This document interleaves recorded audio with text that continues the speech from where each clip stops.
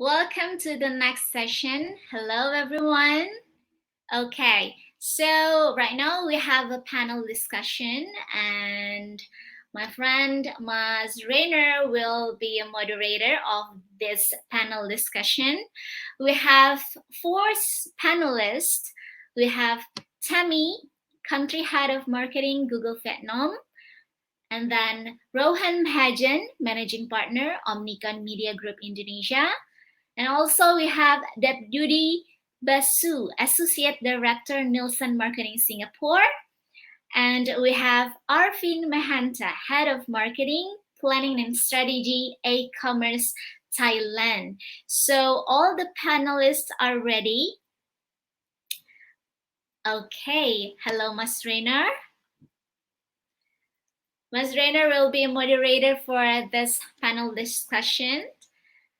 And meanwhile, Mas Rainer is connecting with us. I want to inform and remind all the participants that remember to poll in every session in order to get points.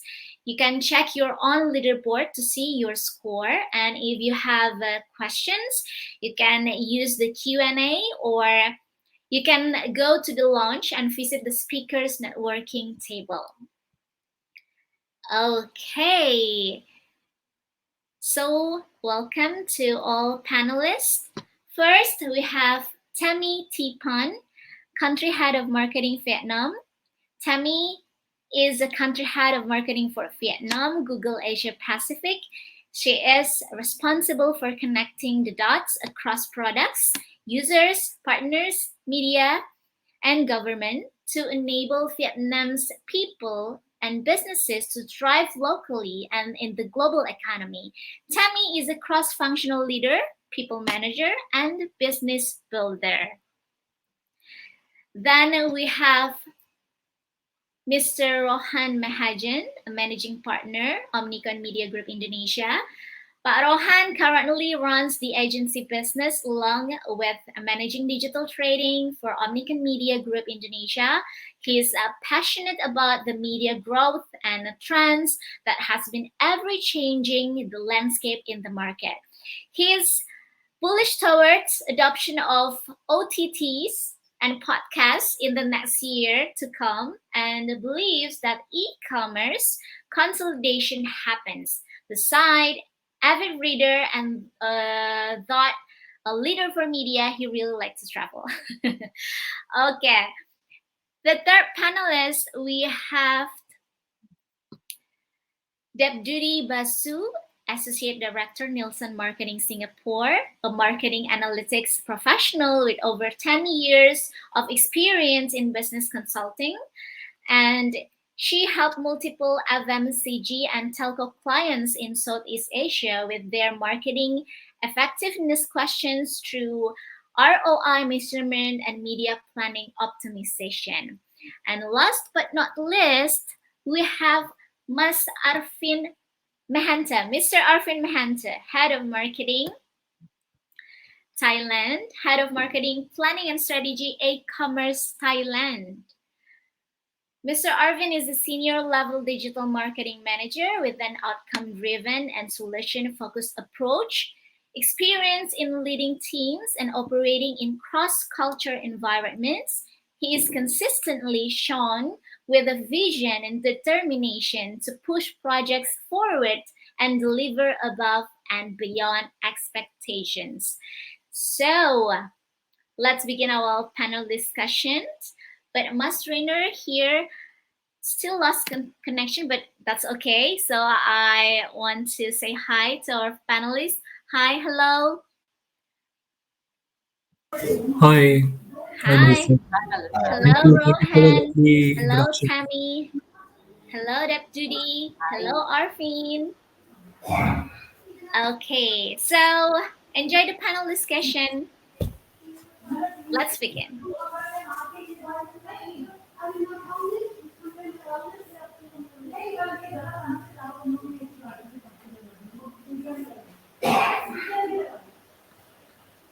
Rainer, if you're talking, we can't hear you. Mas Rainer, we can't hear the voice. Can you reconnect the audio?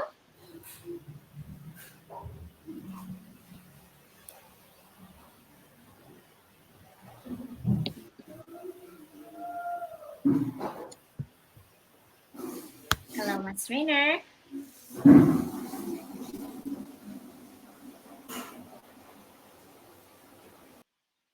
Okay, so Ms. Rainer having connection problems here.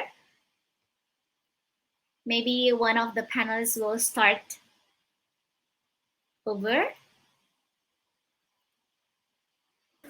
Yeah, sure. Thanks, Melissa. So, Thank you. thanks for the lovely introduction as well, and welcome everybody. So, I'm sure you're enjoying this session throughout the day. I think ours is the last session, so hopefully the best for the last. Uh, so the topic of the conversation today is around COVID and how things have been changing in the past few years. So with so many things happening around the world, especially around brands, uh, different brands taking different initiatives, cutting off budget, increasing budgets.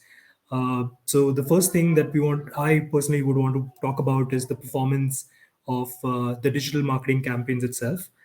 So overall, what we've seen is and what's happened is that a lot of the brands, the business impact was huge. So they had to reduce the amount of the budgets that they were doing on brand building in specific. So they did not really think of brand as a whole in this last 2 years, I would say, and even now. So there's a lot of questions around whether or not you should spend money on branding, whether you should run brand building campaigns.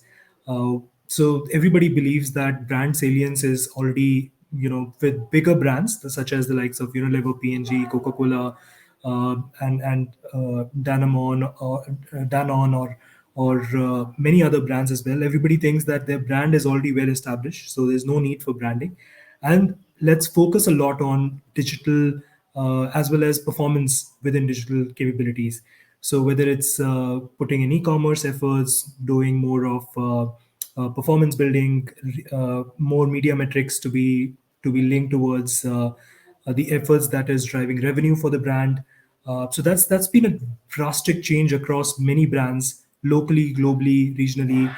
The focus has been, let's push monies towards areas which drive a direct impact to the business, so that you can immediately see what's the improvement like, and you can get marketeers have been passionate about building a brand, but now they're passionate about getting revenue because it's more like a sales channel than a marketing channel these days. So I think with that, I would also highlight that few of the brands that we work within the agency network, we've seen that a lot of the MMM studies and a lot of the studies that we are doing over a period of time, let's say 1 year or 6 months, has shown that offline has reduced and digital has increased a lot. So less money is being spent on channels which are out of home or radio, just because people are not going outside. And at the same time, more focus has been there on consumer patterns which are more digital. So whether it's they are consuming more videos or they are consuming more data which is leading to whether it's playing games, whether it's watching videos on YouTube or other OTT platforms. So I think that's where the trend has been going on, and I'll pass it over to Debduti to talk about more from a research point of view, because coming from Nielsen, they do a lot with brands like ourselves as well. So I'll put it to her to talk about it. Hey, thanks, Rohan. Thank you so much. So I think it's a good segue into what Rohan was mentioning. Even at Nielsen, for the last 2 years, we've seen that the advertising budgets have been restrained, and we've seen that they've been recovering from the later part of 2020, full of 2021. They've recovered, but still the budgets, still being more or less restrained. They have to prioritize their media choices in order to drive or rather maximize their sales, and also drive the maximum returns on their investment. Therefore, I think right now the ROI first planning has become more important than ever. And I think that's what brought all the brands, like Rohan was mentioning, to digital. So that, we accelerate our investments on digital, because we've seen historically as well, digital has consistently shown a higher median ROI versus the other tactics that we see, and it has a good potential if we invest correctly on digital. And that's where I think the marketeers were thinking when they were moving into digital in the COVID or pandemic times. But they also know, we've also seen from a Nielsen point of view that despite us, moving to digital, we have to understand one thing for sure, that we in the past we've invested much lower on digital, from a Southeast Asia point of view, and we understand that digital would be the best best movement in terms of COVID, that we've started to invest more and more. So, in order to drive better performance in all the digital that you are executing, I think a few things that we all need to avoid is not to put in everything into one bucket in digital. That's the first thing that we should be avoiding as marketers. And the second thing we should do is, when you're airing your digital, not just airing digital without really optimizing your execution, or without optimizing the campaigns or creatives that you're doing. So those are very important before we start putting in dollars. I think if we are able to use different solutions that we have right now, of course, from a Nielsen point of view, we from a marketing mix point of view, we definitely help clients understand that where you should be putting your money and how much, because that's very, very critical right now with the limited budget scenario. With that, I'll definitely pass on, to Tammy. I think Tammy, you can take it from a Google point of view, what you are seeing in terms of the digital landscape.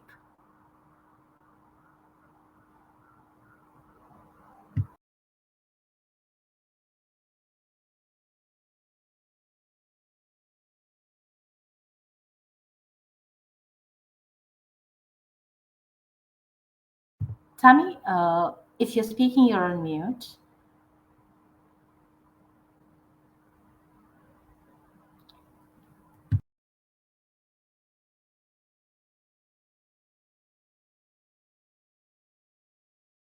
Maybe Arvin, you want to take over, and maybe Tammy can come back when. Yeah, sure. Sounds Thank- sounds great.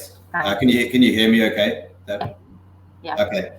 Yeah, I'd just like to pick up on a couple of points from what both of you were mentioning. I mean, firstly, on the e-commerce side within our client portfolio, we saw a similar thing. Obviously, there's like our existing clients, especially those that have brick and mortar retail presence, are focusing a lot more on digital marketing over the last year or so. A lot of that was like moving in that direction anyway, obviously accelerated by the COVID situation last year. And then also you have like other clients, like potential new clients coming in, who maybe they had like a digitization plan in like 2023 or 2024 or something, but obviously they then had to do it like last year. So like within that situation, so obviously there was like a lot of growth and focus on digital there, and that also came, just picking up on your point, Deb, about optimization.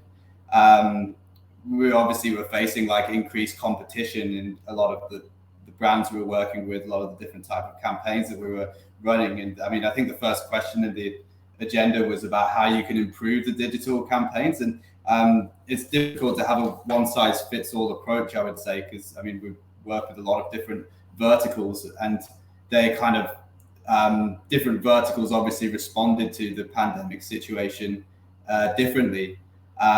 So I think that where we saw some really strong results, though, were just I think you were mentioning the focus on ROI.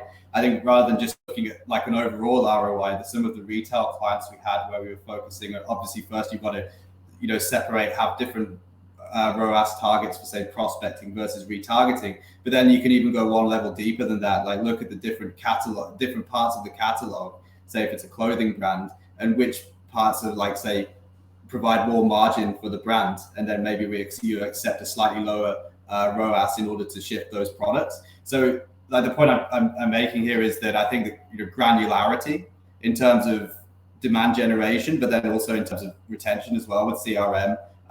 Utilizing the different tools and CRM providers. There's a lot of them out there to really segment the database and treat the customer, existing customers differently. Whether looking at things like AOV, most recent purchase, in order to have provide more specific experiences for the different customers. Those are a couple of areas. And then finally, I just want to also make a point about, I think you both brought up KPIs as well. I think also within the circumstance, as I mentioned, I think that different verticals responded to it differently. So in some cases, the brands were maybe taking losses and struggling a lot with the COVID situation, whereas others were just exploding in growth, and that was purely due to the circumstance. So I think as within as agencies or brands, I think it's important that we are tracking the right things. If you use an example, say for SEO, organic, a lot of the brand.coms, the organic traffic and revenue exploded last year in say hardware or homeware and these kind of areas, and that obviously makes sense. But if you go a bit deeper and look at say keyword visibility, the keyword positioning versus the competitors, it might have actually gone down, and that's a better indicator of the performance of the team, of the performance of the strategy. So I think those are a few areas that I think are where you can really hack growth by having that clarity around KPIs and then granularity in the approach. Maybe we can go back to Tammy if she's online.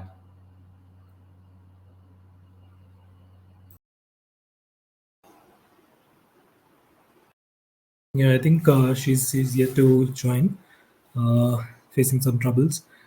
So I think very interesting points by both of you guys, specifically on ROI and looking at different channels within digital as well. Very, very critical for brands who are looking to kickstart their digital, like what Arvin was mentioning about, you fast tracked your journey towards digital transformation by a couple of years, and probably directly not even doing digital but moving to commerce, because that's where bulk of the brands are now competing against. So it's like Lazada, Shopee, Tokopedia have become the new Google and Facebook for media, as media conglomerates in a lot of ways, including obviously transport like Gojek and Grab in the region. So with those new age media partners, I think what's happened is there's a at least in this part of the world, there's a lot of disruption towards where the media money should be going towards, specifically within digital. And with TikTok as well. So I would want to point out that TikTok has grown massively in the region. From a social media point of view, it has now larger numbers in some of the markets in comparison to Instagram and other social channels as well. So with so many changes within the media landscape of all the markets, whether it's Philippines, Indonesia, Vietnam, Thailand, what's happened is that we are all, as marketeers and also someone coming from the agency, we are always questioned by brands like, where should we put our money and why? And why are you recommending so and so channel? And that's what makes us rethink about what's the media and advertising landscape going to be in the next years to come, and even in fact this year as we progress going forward. So I think to that I would want to reiterate the fact that we really need to think our approach towards what's the key objectives, and not forget what brand building really is capable of. So a lot of studies have been done where, and these are global examples that I would want to take. For example, Coca-Cola stopped their advertising for a few months, and they saw a huge dip in sales as well. So it's pretty proven that even if you're a 100-year-old brand, and if you don't advertise, it's not going to be fruitful for you. Similarly, another brand globally, P&G, has increased their spends during COVID, while this is against every other brand principle. So they were the only ones who said that it's COVID, doesn't matter, we will increase our spends. And that has led to their increased sales. And I can talk about Indonesia in specific. They've really, if you look at their numbers, they are at a bit of above above double digits. So a brand such massive like P&G was able to convert COVID into a more positive aspect of it, and not the COVID positive, obviously. But then, see, the point is that we really need to think about where our brand positioning is right now. So whether it's the surveys or the studies that you've done in the past, or you need to do that right now, you should start with that to be able to understand that where exactly do you need to take that brand positioning in the next 3 to 6 months. Uh, Similarly, don't think that brand salience is the outcome to say that okay, we are all well settled, or we don't need to do do branding in general. So I think that was something that the brands were doing in the last 2 years, but that has changed in my personal set of clients that we manage and we recommend. We've seen that last 6 months, uh, we have started to bring in rich media. We've started to bring in more interactive kind of creatives in the mix, because obviously media depends a lot on creative as well. So we are doing a lot of rethinking in terms of how we really need to position and market the brands for quarter, for annual recommendations as well. So what lies ahead are definitely commerce is here to stay. So it's proven that we get a higher ROI. What Dave was mentioning about digital being more ROI centric. So it's quite evident that e-commerce is here. From the eyeballs point of view, I would say, I'm pretty passionate about it. OTT is taking over the space as well. Specifically, let's say, being in Indonesia for quite some time now, I can tell you that there's so many players in the market right now, and they are all positioning themselves to be the next digital video giant.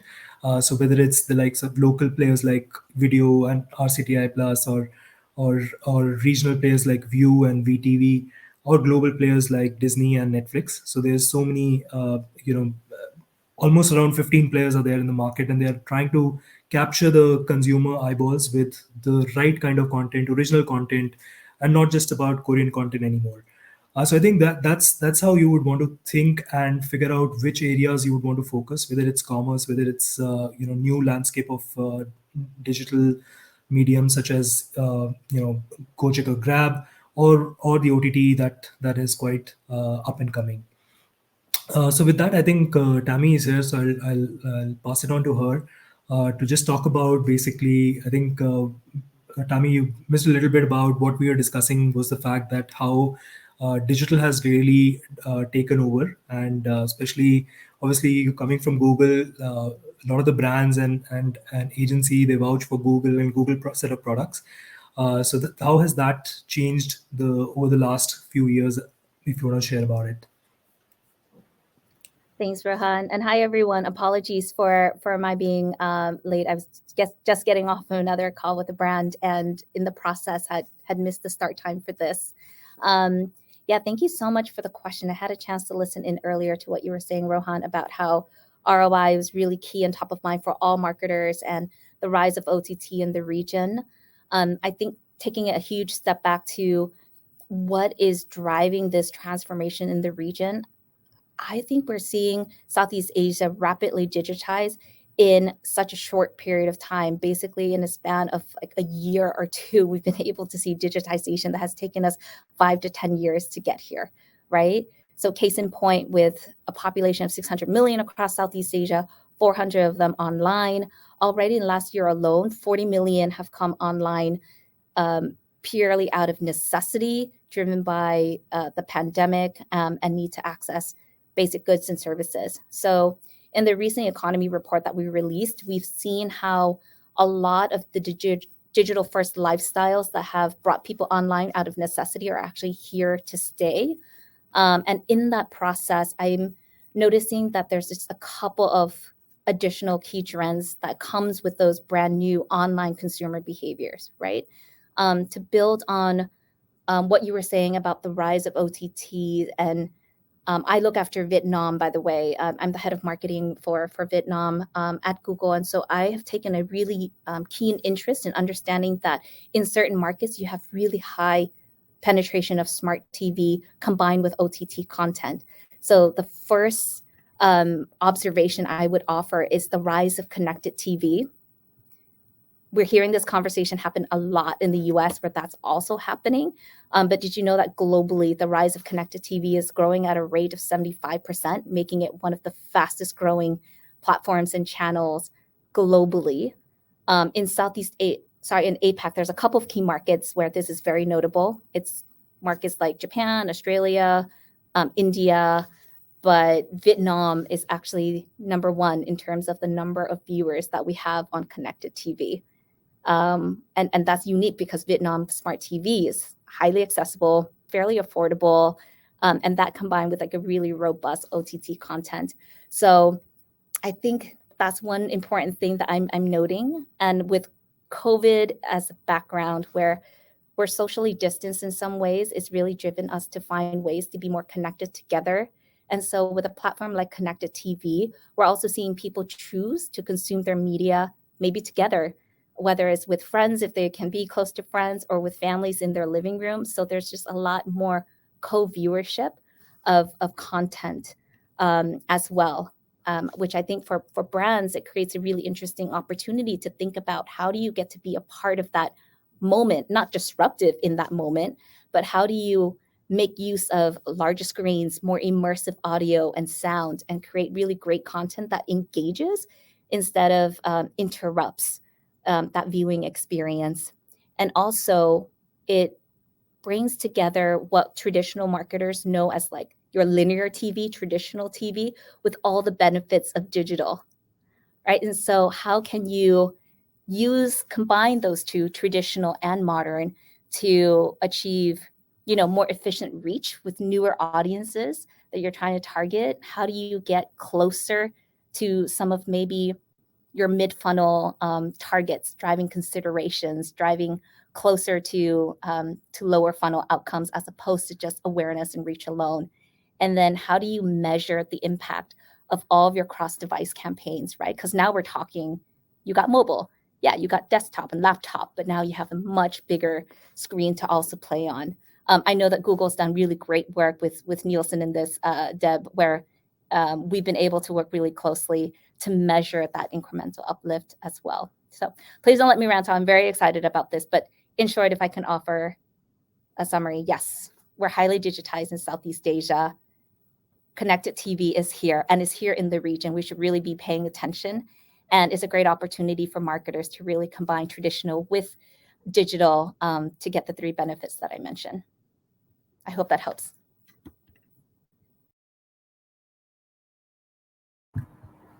Okay, thanks, Tammy. I think Tammy and Rohan, I think very, very important points. I think given the rate at which I think in Southeast Asia we're moving to digital, I think this was super important. I think just taking a few things from your points, Tammy, here, of course, because we speak on digital, I think sometimes we do miss out on some of the offline which still work in Southeast Asia, like TV, of course, certain shifts that have happened, of course, like out of home, we've moved budgets, but then still, for Southeast Asia, TV is still important.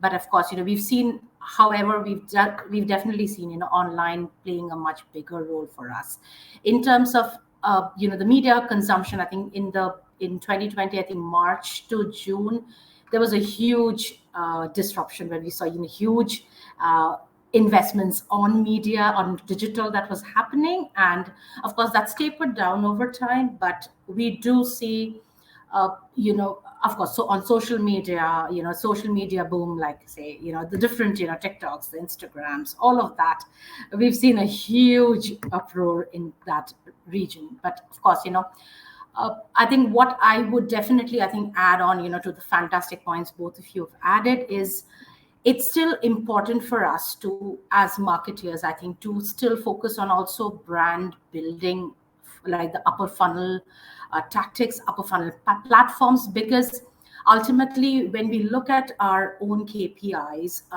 as a brand, we should be looking at the long and short of it. I think both of it is very, very important for us to focus on, because as, I think to Rohan's point, there are brands we've seen who know that they have an equity in the market, but it's still there is still a need for us to reach out to the consumers, engage with them, so that, and also this is something that, that education in your organization is important for us, to tell them that there is a latent sales impact of your brand building. That's very, very important.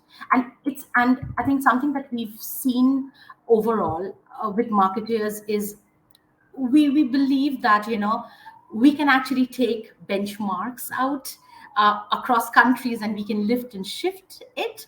But I think for a digital landscape, things are so fragmented. It is important for us that we actually see what works for us, what works for your brand, for your country, for your category, and look at it from that lens as well.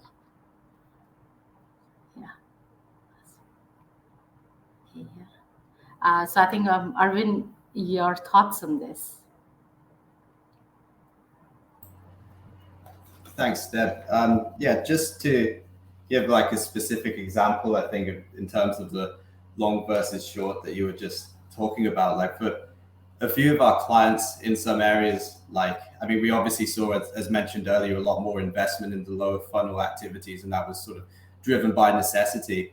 But what was also interesting is that a lot of the brands that we work with, say for CRM or Facebook ads and so on, they're also interested in sort of higher funnel content, but like perhaps even for CRM, actually like content emails, and how else can you engage the customer rather than just say blasting one sales email per week to the database, right? How can you like really have develop that sort of personalized experience for the customer? And I think that that's with an eye on what you're saying, the long versus the short. If you focus too much on if you focus primarily on the lower funnel, you might meet your quarterly targets, but if you neglect the higher funnel, you might not necessarily have the best, most recognized brand in say 3 to 5 years time. So it's about finding that mix, I think. And so, yeah, it's interesting you bring that up, because we did see, obviously a lot more investment lower funnel, but then also some of the kind of higher like sort of longer tail, longer lead time activities as well. And just one point also, I think that everyone's sort of been discussing, I think on the diversification, I think Tammy, you made great points on connected TV, but even also on the commerce side as well, like just in terms of moving from linear to a sort of more diversified ecosystem. I mean, if you just say even 5 or 10 years ago for a brand, it was about say like getting your brand onto the SERP, and then the transaction happens on brand.com. But now what we've seen, obviously within Southeast Asia, there's massive marketplaces like Lazada, Shopee, Tokopedia, and so on. And now, like, I think there's a new phase coming through, also S-commerce. So that's actually, I think Rohan, you were talking about TikTok already as a platform, but a lot of these social media channels also are now allowing transactions within the actual social media platform itself. And so I think that that's also quite a game-changing development, because whereas before the transaction might have just happened on brand.com and then more recent on marketplace, I think the third phase of this is transactions are now happening within social, and then also within other areas like, for example, in Thailand here you have like True Digital or K-Bank. They're all sort of building sort of like marketplaces within their apps as well. So for a brand, I think it's a very difficult, like a very diverse area to navigate. I think in Southeast Asia more than anywhere else, when you consider there's this mix of so many different platforms where you could sort of do battle on. So I think the main thing for brands that are digitizing and are quite new to this area, maybe they don't have the in-house expertise. I think the main thing is to really make sure that you build that expertise internally, or have the right third parties advising you, so that you could have like a blast all approach and throw paint at a wall and sort of see what works, but that will end up, I think, being extremely expensive and probably sort of waste a lot of time. I mean, like within the client portfolio that we have, there's a huge amount of variation in terms of which brands are just doing brand.com, or which ones are doing Lazada and not Shopee, or some that are just doing social commerce and brand.com. Each one has a specific mix, depending on like the vertical they're in, what their objectives are. But they got to that through like a process of analyzing the data and seeing what works and what doesn't. but yeah, I think the speed with which you can sort of navigate that, like, will say a lot on like how successful a brand is in the sort of medium and long term. Perhaps, yeah, if anyone has any comments on that, or Yeah, I think absolutely. What you're mentioning, Arvin, is another jargon for everyone is like headless e-commerce.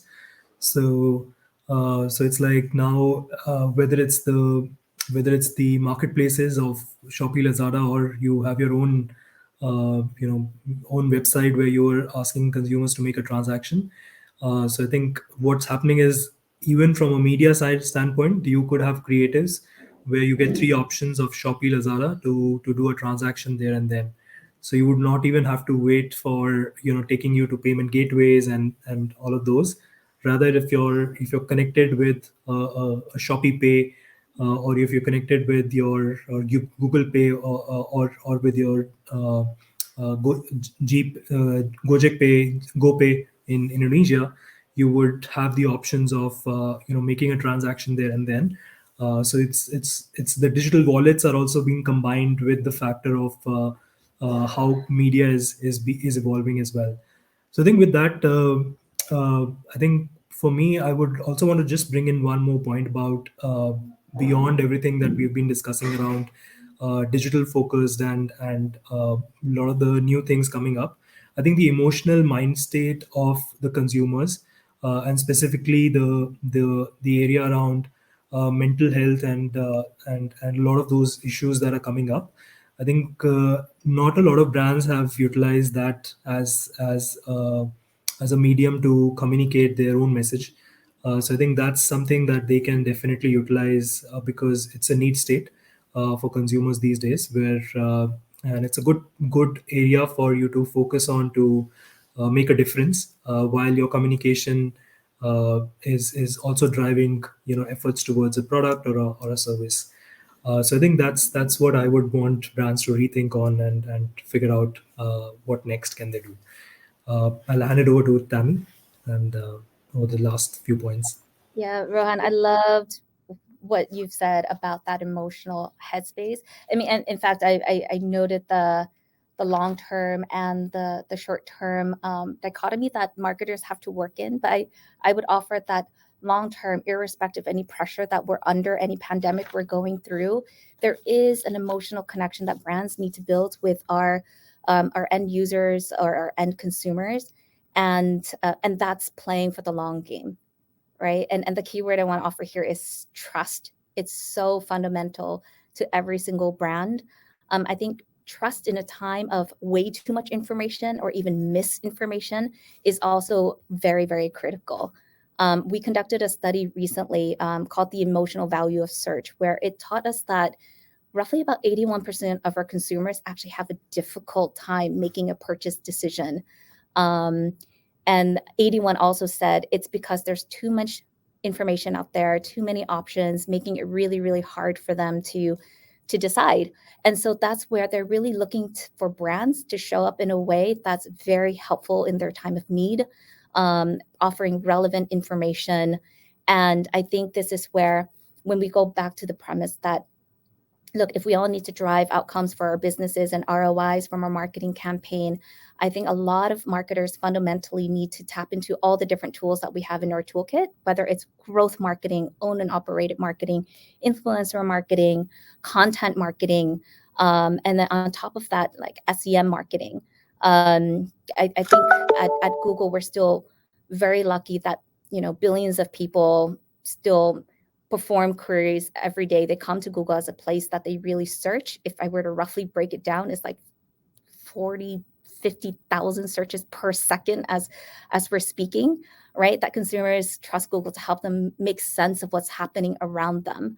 And yet we can't possibly anticipate all the different new queries, questions that people have. And in our recent documentary that we did, we found that there's like 15% of queries that we've never seen before, which is wild, like all sorts of new keywords that people type and search for that we've just never anticipated.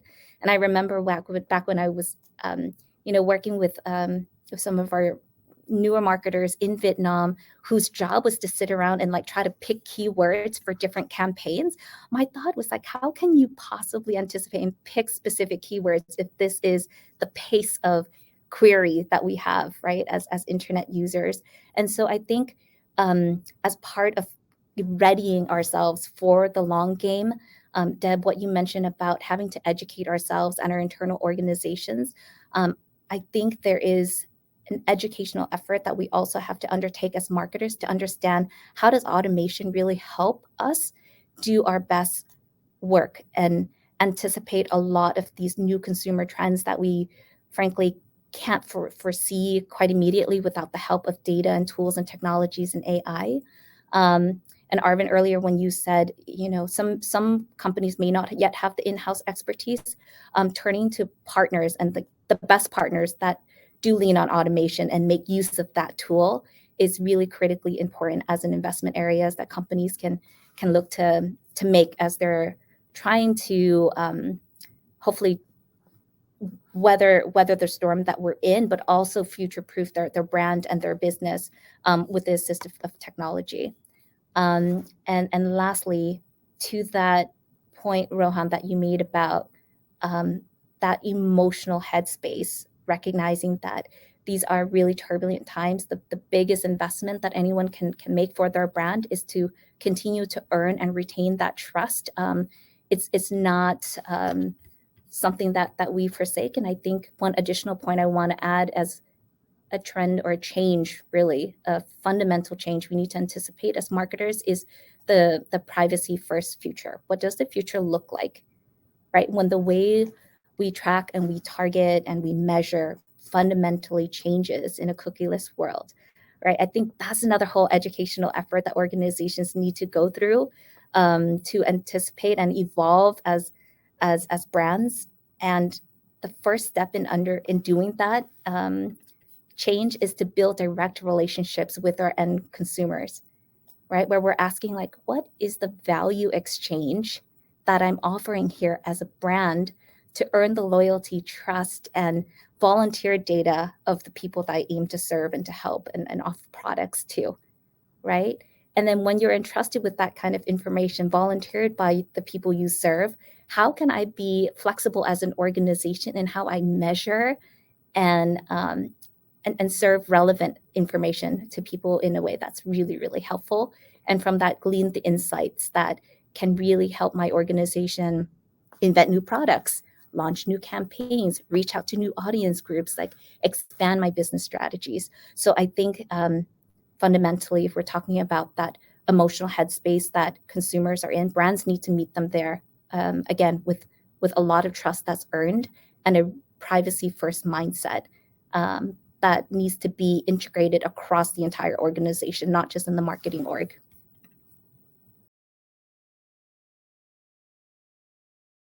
Wow, I think Tammy, you've touched upon a lot of things which is going to be very interesting to talk about, but we're short of time. So I think we'll just summarize with the two speakers to go. And but then I loved your insights. It's pretty amazing.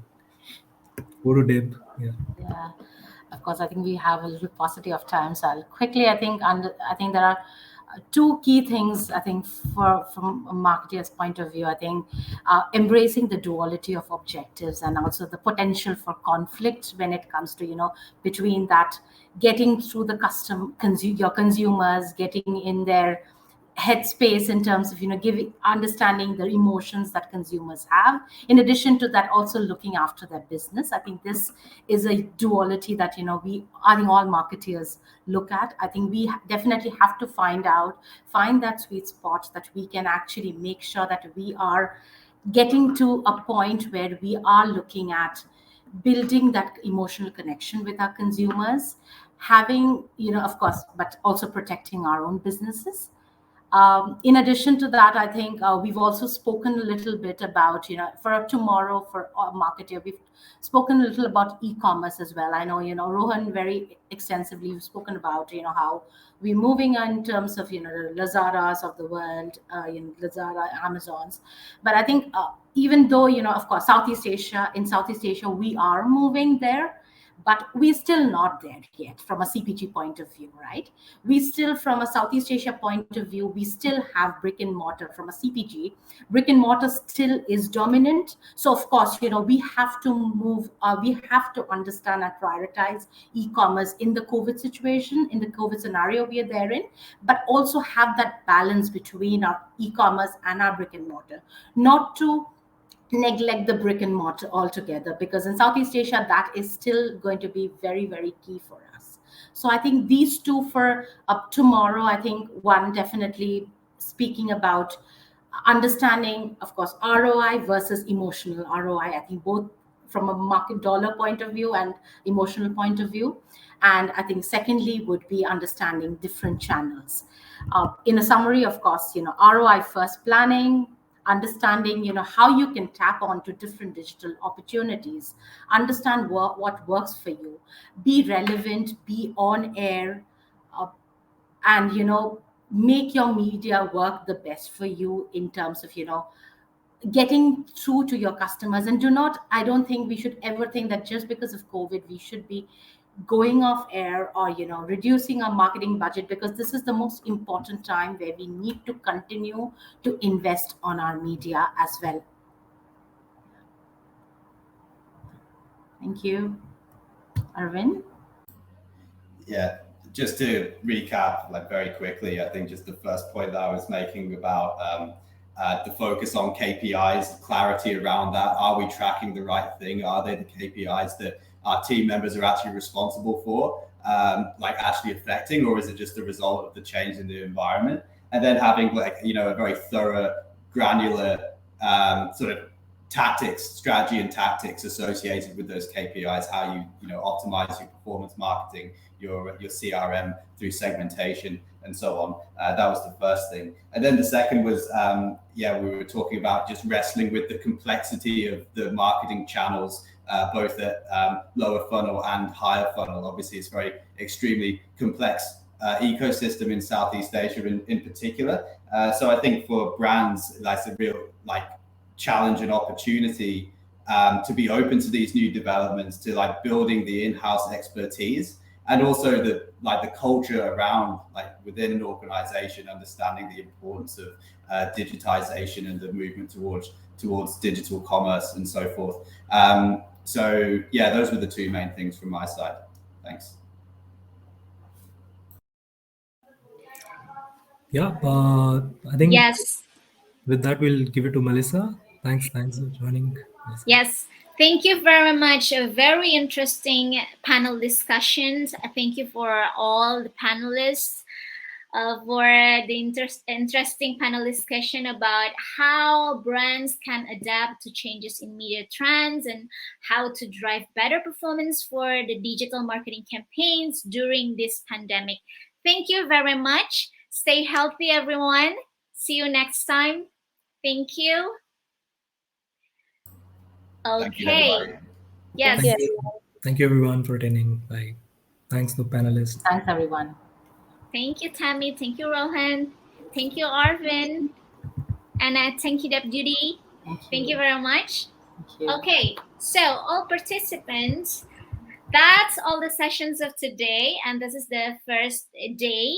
Don't forget to attend the second day tomorrow that will begin at 10 a.m. We will begin with a networking conference. It starts at 10:15 a.m. So don't forget to attend the second day tomorrow. And don't forget to poll in every session so you can get points. And of course, we hope that you guys have a new perspective and new ideas during the conference.